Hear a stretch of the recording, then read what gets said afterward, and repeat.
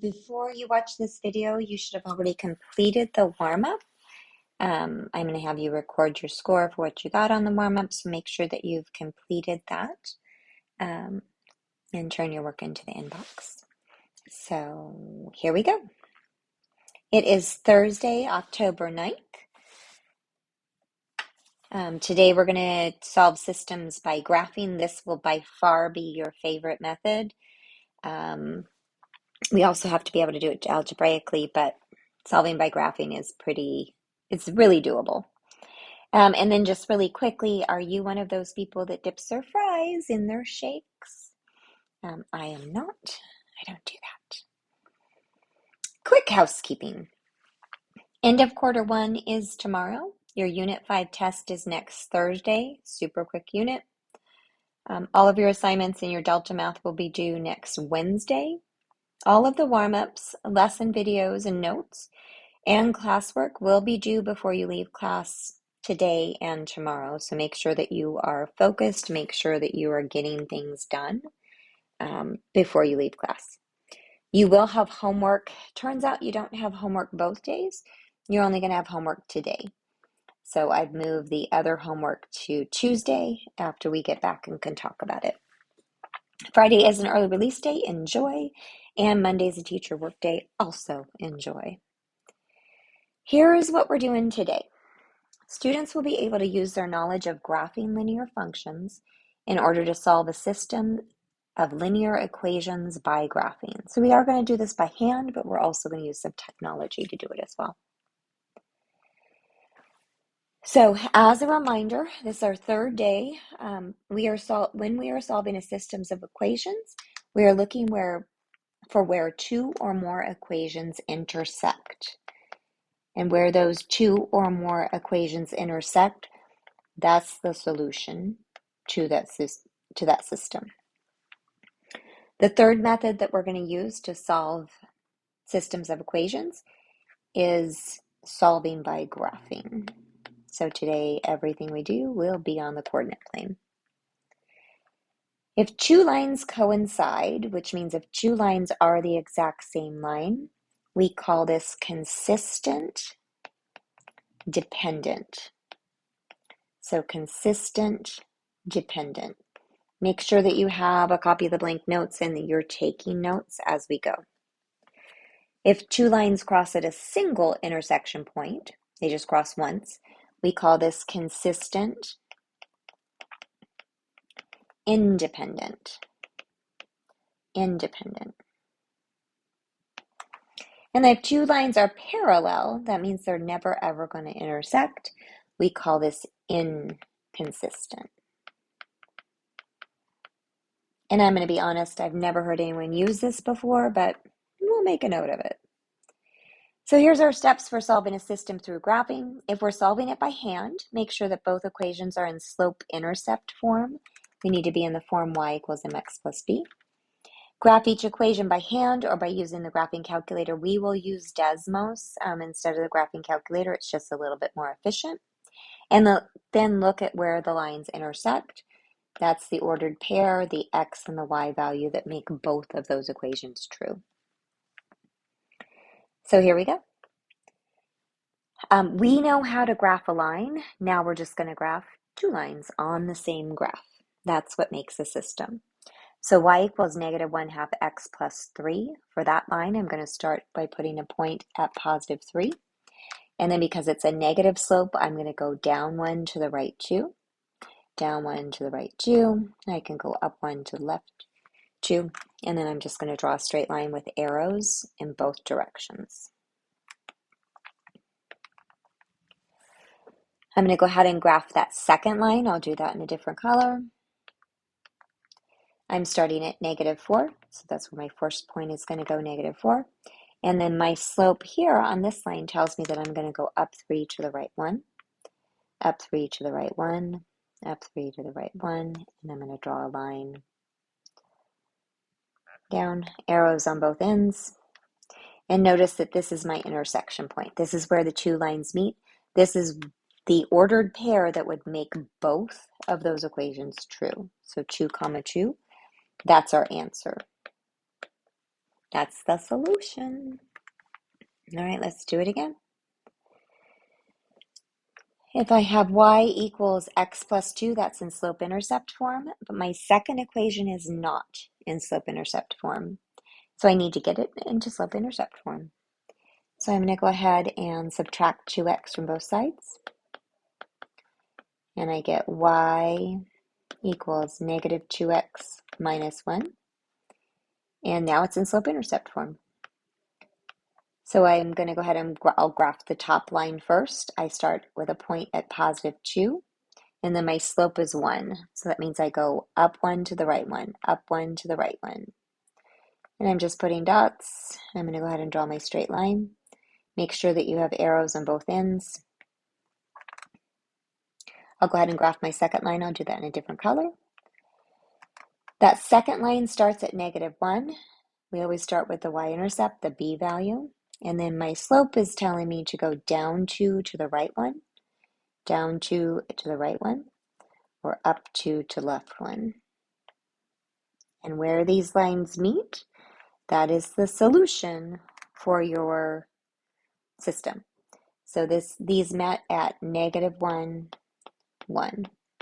And if we solve this algebraically, we would get the exact same solution. It's just this is a whole lot easier. All right. I have y equals negative 1/3 times x minus 2, and I have y equals 2x plus 5. It almost seems too easy. They gave it in slope-intercept form. I'm going to start with a point at negative 2, and my slope here is telling me to go down 1 to the right 3, and then I need to go up 1 to the left 3. So we have a line that's going down. It looks like that. Arrows on both sides. And then I'll graph that second line. I'm going to start at positive 5, way up here. And then my slope tells me to go up 2 to the right 1. Well, I'm going to be off the graph if I do that. So instead, I'm going to go down 2 to the left 1. Down 2, it's still a positive slope line. So I want to make sure that I'm going the right direction. And then I'm going to connect my dots, arrows on both sides. And the intersection point is the solution. So negative 3, negative 1. It's kind of nice. All right, and then the very last one that we're going to do by hand. Already both in slope-intercept form. I do notice that these, yes, they're in slope-intercept form, but I also notice they both have the same slope. So I'm curious what's going to happen. So I'm starting the first line at positive 2. I'm going to go down 2 to the right 1, down 2 to the right 1, up 2 to the left 1, and I've got a negative sloped line. It looks like that. And then my second line starts at negative 2, but it's also going down 2 to the right 1, up 2 to the left 1. So these are going to run parallel to each other. They're never, ever, ever, never going to touch. So there is no intersection point. There is no solution. So we would call this no solution. And then it's also considered inconsistent. You don't have to know that inconsistent part, maybe on your homework, but definitely not on a test or a quiz or anything like that.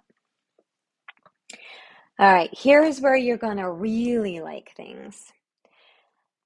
You're going to go ahead and you can split screen, or you can go back and forth with the video. But now you're going to graph these in Desmos. So what's really nice is we do have these tools that we can use that are super efficient. So I've already got these queued up. They're ready to go. I'm going to kind of flip back and forth between this video and Desmos, get our solutions, and then talk about what some of the questions you could be asked.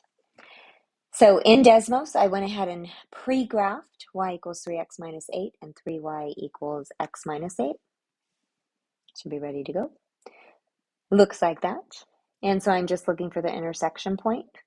And yes, it's that easy. So the answer to that system is 2, -2. So the answer was 2, -2. Then they ask us this question just to have us think a little bit, I guess. What is the sum of the values of x and y? Well, x is 2, y is -2, so sum means adding them together, and I get 0. I went ahead and pre-graphed the second system of equations, and we're going to find the product of the values of x and y. So this is our second set, and I'm just finding their intersection point. Desmos makes it nice and easy. You can just click on it and it shows you the exact ordered pair, -2, -1. So -2, -1. And it wants to know what's the product of the values of x and y. So I would take -2 times -1, and as long as I have the correct ordered pair, I get +2. All right, I went ahead and graphed f of x and g of x. So those are two different functions. It's just function notation. Desmos likes it just fine. This one did not come out to such nice numbers, so we'll go ahead and round that to the thousandths place. But it's just another solution. It's just another ordered pair.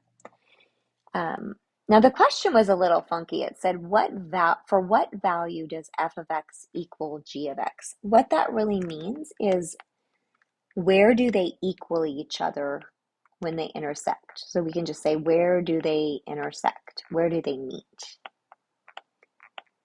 That's what that question was asking us. And they met at 1 point, we'll round to the thousandths place, 111, and 1.889.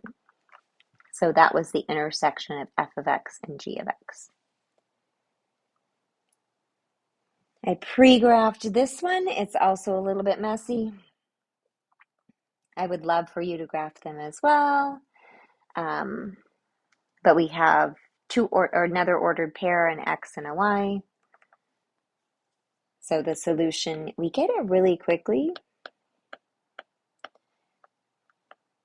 And so, like I said, I think you'll like graphing a little bit better than some of the other ways we do things.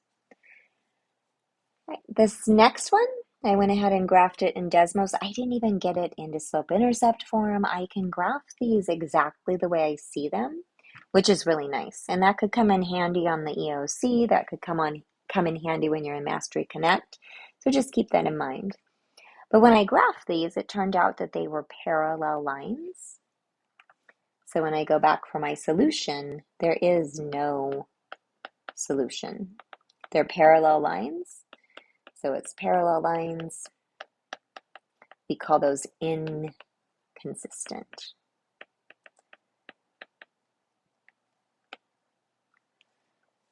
All right, and then this last one that we're going to graph in Desmos, 3x plus 5y equals 10, 6x plus 10y equals 20.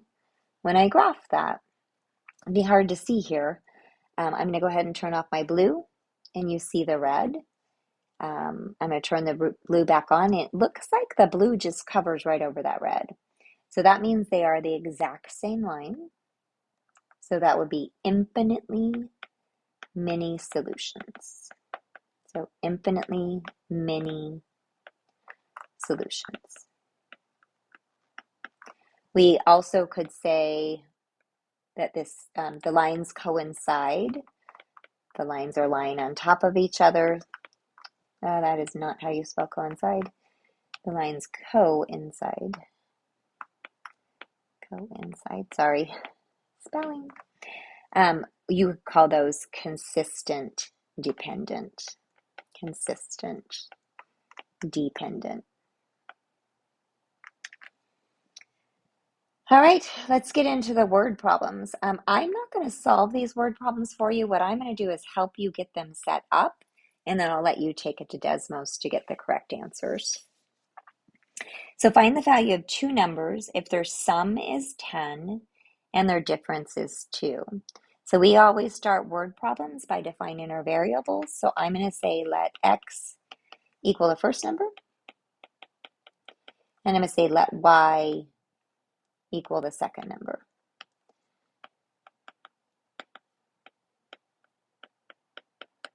All right. So I've got two numbers. If I add them, their sum is 10, and if I subtract them, their difference is 2. So I'm going to say, well, if I take x plus y, I get 10. And in that same order, if I take x minus y, I get 2. So you can take both of those equations directly to Desmos, and you're going to end up finding where they meet, where they intersect, and then you're going to record your answer. The first number is what, and the second number is what. So you can record it as an ordered pair and as a written answer. All right, the next one says a number is equal to twice another number increased by 6. The sum of the second number and 7 times the first number is 12. It's like a riddle. So we're going to say let x equals the first number and let y equal the second number. So it's a little trickier. A number x is equal to twice another number increased by 6. So I hope you followed that.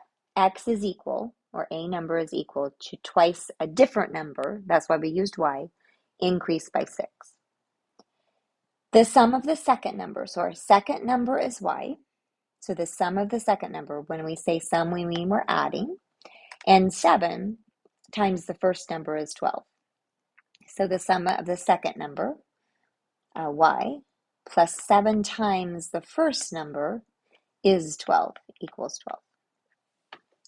Now this one's set up to be a perfect substitution problem, but you can just graph it and get the answer really efficiently. So I want you to go ahead and do that. You're going to have the ordered pair. You're going to record the first number. What is it? And the second number. What is it? All right, last one. In a jar, there are some dimes and some quarters for a total of 500 coins. The total amount of money in the jar is $93.95. How many are dimes and how many are quarters? So again, we're defining our variables. Let x equal, because dimes came first, I'm going to put dimes first. If you want to use D for dimes, totally cool. And I'm going to say let y equals quarters. The reason I use X and Y so much is if I'm ever going to go into Desmos, Desmos doesn't recognize N and D. So I'm going to try to use things that my tools use. That's one of my reasons. I just really like the letters X and Y. So if I have some dimes and some quarters, I'm going to total those. Oh, why did I use Q? Some quarters. I get a total of 500. That's my first equation. A system is 2 equations, so there's more to this story. The total amount of money in the jar is $93.95. Well, a dime is worth 10 cents and a quarter is worth 25 cents. So we're going to say a dime, 10 cents, times however many dimes I have, plus 25 cents, times however many quarters I have, equals $93.95. And the cool thing about this one, instead of using elimination or substitution, I can go right into Desmos and put that in exactly where I see it. Don't put the dollar sign, but other than that, it's good to go. You don't want the dollar sign. All right, so you're going to end up with an ordered pair. The first part of that ordered pair is going to tell you how many dimes. The second part of that ordered pair is going to tell you how many quarters. All right, that's solving systems using the graphing method. Now what you're going to do before you leave today is you're going to get a piece of lined paper, first and last name, today's date, solving systems practice. This is going to include substitution, elimination, and graphing. You cannot use your calculator and you cannot use Desmos. I need to see your work for all of the problems. So this is our good algebra practice. I think there are 4 puzzles, so you'll want to make sure that I can see which puzzle you're on. So puzzle one has question one, two, three, four. I should be able to know where you were and what you got. When you're done with that piece of lined paper and you've finished the escape room, you're going to turn that into the inbox. If you have any time left over, you're going to work on your assignment for today and your Delta Math, because your Delta Math, you should have a good start on it. All right, let me know if you have any questions.